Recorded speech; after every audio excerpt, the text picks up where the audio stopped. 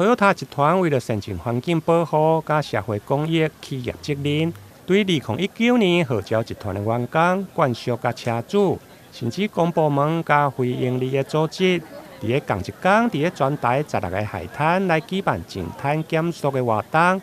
23号台南场伫个安平的管市平台举行，总共吸引上千人来参与。市长黄伟体嘛特别到场，以实际行动来响应。Toyota 在全台湾13个县市同步举办这样的净滩活动，真让我非常非常的感动。而且还不管是不仅是出人，还出力。出人就是大家这样揪起来一起来净滩，出力就是出钱，还这个一个人要捐50块钱，真的谢谢曾副本部长，谢谢。一方面，我们希望我们自己的国人，我们的市民朋友们，不要在海滩制造很多垃圾，因为你这个垃圾丢起来很容易丢，要捡不容易捡。你看那烟蒂，然后要捡到蹲下来弄半天，拿那个沙漏这样切几波，叫它都给它提起来。所以丢了是一手顺手就丢，可是捡是很难捡。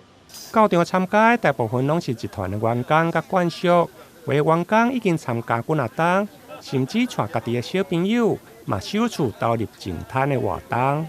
他算是第一次我已经第3次。就是都会固定参加净滩。对。你有就是对于净滩的这个你有什么想法？比如说参加净滩你有什么感想？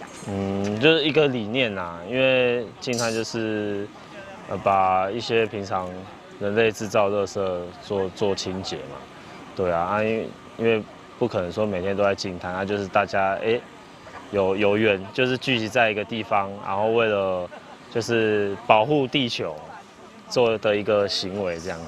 对。企业集团加非营利组织，只要每一位民众参加，企业就捐出50块的公益基金，予非营利的组织台湾老古语协会。